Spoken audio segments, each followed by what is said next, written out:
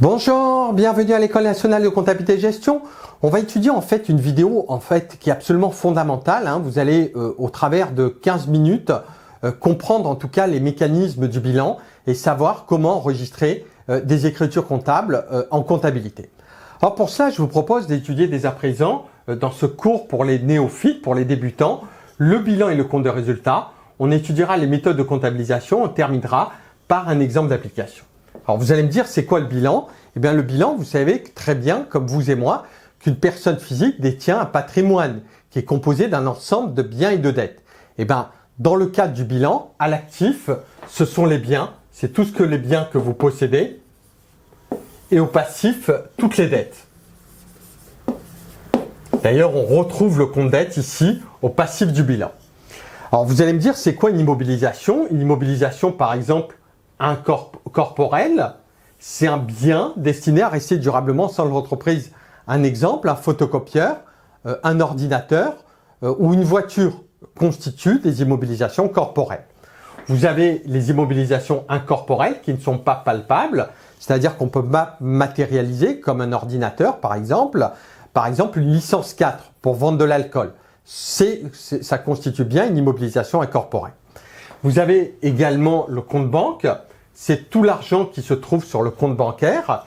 Le compte caisse, c'est toutes les espèces que vous détenez, que l'entreprise a en sa possession, tout l'argent liquide si vous le souhaitez. Et vous avez le compte créance et le compte dette. Alors, quelle est la différence entre une créance et une dette? Essayez de vous imaginer, vous me devez 1000 euros. Vous êtes d'accord avec moi que je suis créancier vis-à-vis de vous de 1000 euros et vous avez une dette vis-à-vis de moi de 1000 euros. Donc intuitivement parlant, vous avez compris le principe. La créance, c'est en quelque sorte le contraire d'une dette. Donc, pour revenir à ce que nous étions en train de dire, à l'actif, vous avez tout ce que l'entreprise possède et au passif, tout ce que l'entreprise doit. Et le compte de résultat, enfin, c'est un autre document comptable qui est composé de plusieurs pôles, exploitation, financier, exceptionnel. Pour des raisons de pratique, on s'intéressera uniquement au pôle exploitation et au pôle exceptionnel. Alors, l'exploitation, c'est par exemple tout ce qui découle de l'activité courante de l'entreprise. Par exemple, si vous avez un restaurant de pizza, vous vendez des pizzas, ça découle de l'activité courante de l'entreprise. Donc, ça rentrera bien dans le pôle exploitation. Et le pôle exceptionnel, c'est tout ce qui découle de l'activité en raison des événements non récurrents. Par exemple, dans le cadre d'un restaurant, vous vendez votre four à pizza, vous êtes d'accord avec moi que la vente du four à pizza, ça rentrera pas dans le pôle d'exploitation puisque vous n'avez pas, votre objet social, c'est pas de vendre des fours à pizza. Donc du coup, ça rentrera dans le pôle exceptionnel. Donc le compte charge, c'est tout ce qui concerne les achats et le compte produit, c'est tout ce qui concerne les ventes. Une fois que vous connaissez cela, en fait, il faut connaître également tout ce qui concerne les méthodes de comptabilisation. Donc, on étudiera la classification sur le plan comptable général. Faut-il inscrire un compte au débit ou au crédit et le formalisme du journal. Donc, essayez de vous imaginer, vous achetez par exemple une immobilisation. Vous achetez une immobilisation, par exemple une imprimante. Vous achetez une imprimante. Vous êtes d'accord avec moi que si vous achetez votre immobilisation, c'est bien une immobilisation corporelle. Tout ce qui est à l'actif, vous devez le mettre au débit. Si le compte augmente. Alors, vous êtes d'accord avec moi que vous venez d'acheter une imprimante, j'ouvre la porte, je vois mon imprimante, je fais rentrer à l'intérieur de ma structure sociétaire une imprimante, j'ai plus d'immobilisation maintenant qu'avant. Donc forcément, je vais le positionner au débit.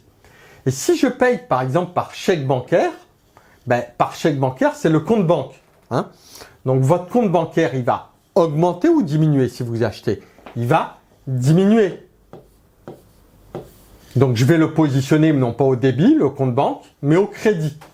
Et on va le voir dans les fameux exemples d'application.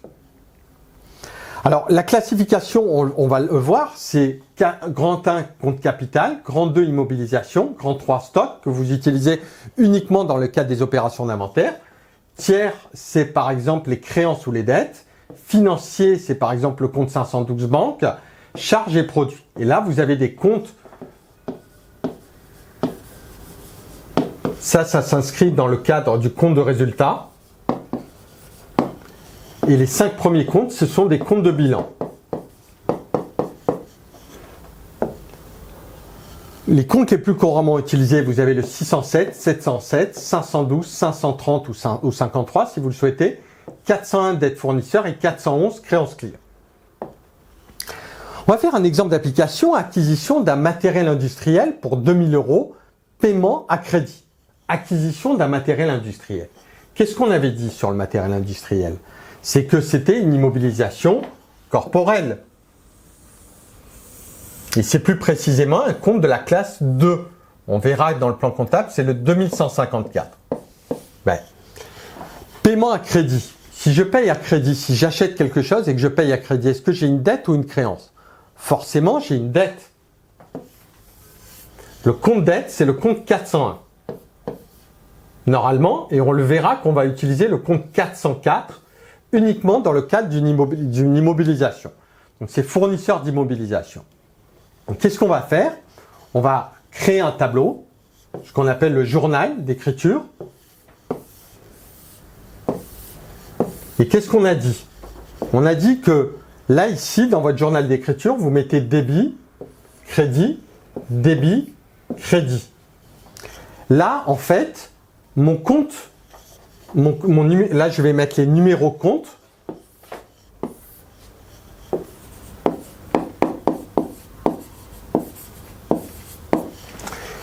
Et là, je vais mettre les montants.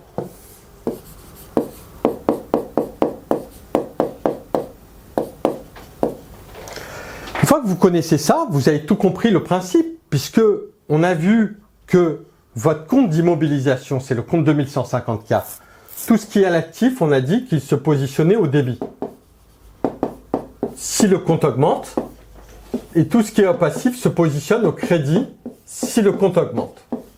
Donc, qu'est-ce que vous allez faire? L'immobilisation, elle a augmenté puisque vous avez acheté un matériel industriel. Donc, on va le débiter. Donc, vous mettez 2154. Donc, le numéro de compte. Pour combien? Pour 2000 €. Pour 2000 €. Donc, je positionne mon 2000 €. Paiement à crédit. Ben, le paiement à crédit, qu'est-ce qu'on a dit tout à l'heure? On a dit que c'était le compte dette, le compte 404. Votre compte dette, il a augmenté. Le fait que j'ai acheté, ça a augmenté le compte dette. Il a augmenté puisque je viens d'acheter quelque chose à crédit. Donc, au départ, j'avais peut-être 0 et là, je me retrouve à moins 2000. Donc, forcément, je vais me retrouver avec une dette de 2000 €. Et bien là, je vais mettre compte 404 pour 2000 €. Et là, j'ai enregistré mon écriture sur le journal. Là, je note l'intitulé, matériel industriel. Et là, je marque dette, fournisseur, immobilisation.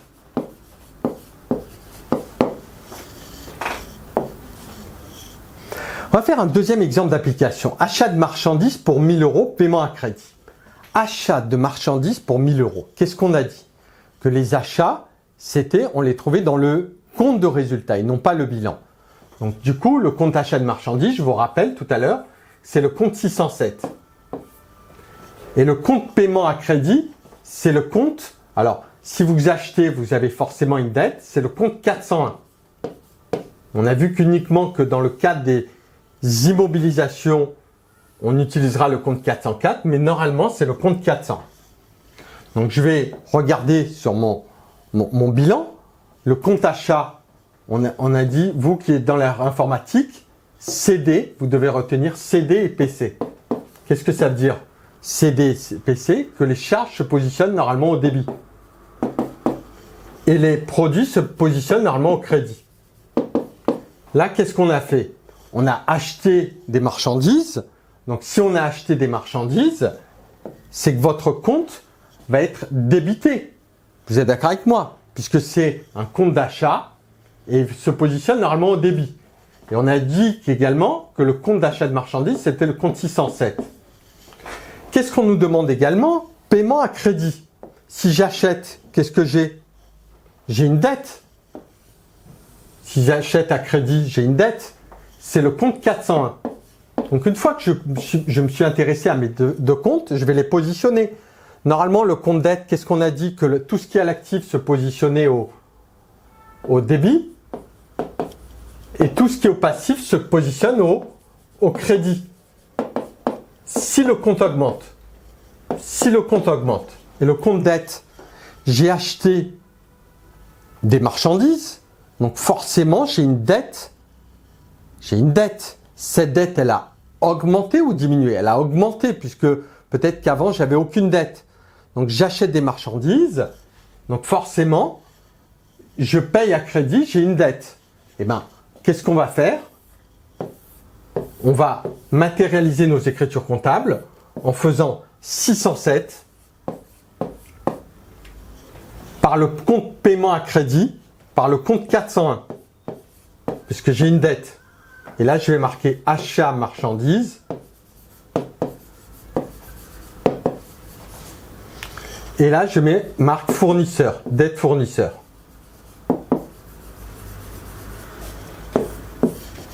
J'enregistre sur mon journal. Ici, ce sont les débits et crédits. Je vous répète à nouveau. Votre compte charge se positionne au débit. Donc forcément, c'est le 607 également, puisque c'est un compte d'achat de marchandises. Il se positionne au débit. Et votre compte dette se positionne au crédit. C'est bien ce que j'ai ici. Débit, crédit, 607, achat de marchandises, 401 pour combien? Pour 1000 euros. On va faire un troisième exemple d'application. Vente de marchandises pour 1000 euros, paiement à crédit. Vente de marchandises pour 1000 euros, paiement à crédit. Si j'ai une vente, c'est un compte de résultat ou bilan? C'est le compte de résultat, puisque je vous rappelle également que le compte de résultat, vous avez les ventes, notamment. Donc du coup, dans le cadre des ventes, tout ce qui est aux charges, on avait dit CD et PC. Donc les ventes se positionnent au crédit, normalement. Donc j'ai bien une vente de marchandises que je vais positionner au crédit. Paiement à crédit. Si je vends, est-ce que j'ai une dette? Ben non. Mais si je fais crédit, j'ai ce qu'on appelle une créance. Donc votre compte créance, il est situé où? Il est situé là. Qu'est-ce qu'on a dit? Que tout ce qui est à l'actif se positionnait au débit si le compte augmente. Or, justement, votre créance, elle a augmenté ou diminué puisque j'ai vendu? Elle a augmenté puisque j'ai vendu à crédit. On a vendu à crédit à quelqu'un. On est par exemple associé au sein d'une structure sociétaire. On a vendu à crédit à quelqu'un. Donc forcément, mon compte créance a augmenté. Le compte créance, vous devez le savoir, mais je préfère vous le redire à nouveau. C'est le compte 411. 411 par le compte 707. Donc 707, je vais le créditer et 411, je vais le débiter. Comment ça va se passer? Ben, j'écris sur mon journal.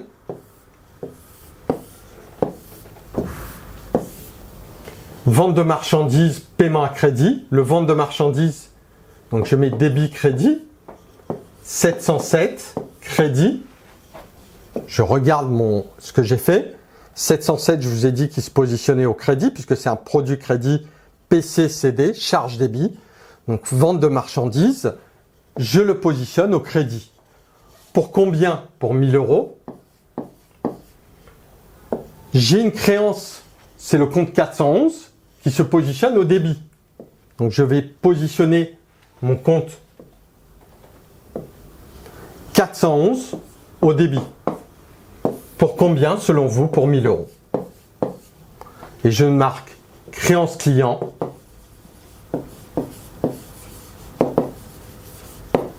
Et vente de marchandises.